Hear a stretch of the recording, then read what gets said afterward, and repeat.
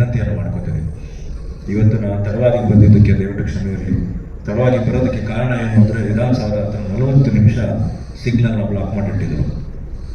ಕಾರಣ ಇಷ್ಟೇ, ಸೆಂಟ್ರಲಿಂದ ಒಬ್ಬ ಮಿನಿಸ್ಟರ್ ಬಂದಿದ್ದಾರೆ, ಅವನಲ್ಲಿಂದ ಒಂದು ಕಡೆಯಿಂದ ಇನ್ನೊಂದು ಕಡೆ ಹೋಗ್ಲಿದ್ದಕ್ಕೆ ಕಂಪ್ಲೀಟ್ ಟ್ರಾಫಿಕ್ನ ಬ್ಲಾಕ್ ಮಾಡಿಟ್ಟಿದ್ದಾರೆ. ಅದರಲ್ಲಿ 2 ಆ್ಯಂಬುಲೆನ್ಸ್ ಅಷ್ಟು ಜೋರಾಗಿ ಸೈರನ್ ಹೊಡ್ಕೋತಾ ಇದ್ರು ಯಾರೂ ಕೇರ್ ಮಾಡಲಿಲ್ಲ ಸರ್.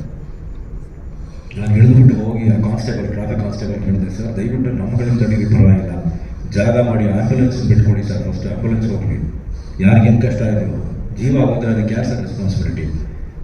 ಪೊಲೀಸ್ ಕಾನ್ಸ್ಟೇಬಲ್ ಹೇಳ್ತಾನೆ, ಸರ್ ನನಗೆ ಅದಕ್ಕೆ ಸಂಬಂಧ ಇಲ್ಲ ಸರ್, ಪ್ರೋಟೋಕಾಲ್ ಸರ್, ನಾನು ಬಿಟ್ಟರೆ ನನ್ನನ್ನು ಕೆಲಸಕ್ಕೆ ತೆಗೆದಾಕ್ಬಿಡ್ತಾರೆ ಅಂತ ಅವನು ಹೇಳ್ತಾನೆ. ಸೊ ನಾನು ಈ ವೇದಿಕೆಯ ಮೂಲಕ, ನಿಮ್ಮೆಲ್ಲರ ಮೂಲಕ ನಾನು ಮಾನ್ಯ ಪ್ರಧಾನಮಂತ್ರಿಗಳಲ್ಲಿ ಮತ್ತು ಮಾನ್ಯ ಮುಖ್ಯಮಂತ್ರಿಗಳಲ್ಲಿ ಕೇಳ್ಕೊತೀನಿ, ಮೊದಲು ಈ ಪದ್ಧತಿಯನ್ನು ತೆಗೀರಿ. ಜನಸಾಮಾನ್ಯರಿಗೆ ತುಂಬ ಕಷ್ಟ ಆಗ್ತಾ ಇದೆ.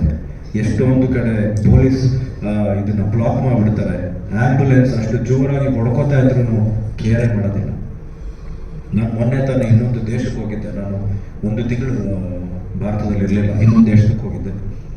ನನ್ನ ಒಂದು ಸ್ಕ್ರಿಪ್ಟ್ ಮೇಲೆ ವರ್ಕ್ ಮಾಡೋದಕ್ಕೆ ಅಂತ ನಾನು ಬೇರೆ ದೇಶಕ್ಕೆ ಹೋಗಿದ್ದೆ. ಆ ದೇಶದಲ್ಲಿ ಆ್ಯಂಬುಲೆನ್ಸ್ ಒಂದು ಸೈರನ್ ಹೊಡಿತಾರೆ ಅಂದರೆ ಕಿಂಗಿಗೂ ಕೇರ್ ಮಾಡಲ್ಲ, ಅಷ್ಟು ಅದಕ್ಕೆ ಫಸ್ಟ್ ಜಾಗ ಮಾಡಿಕೊಡ್ತಾರೆ.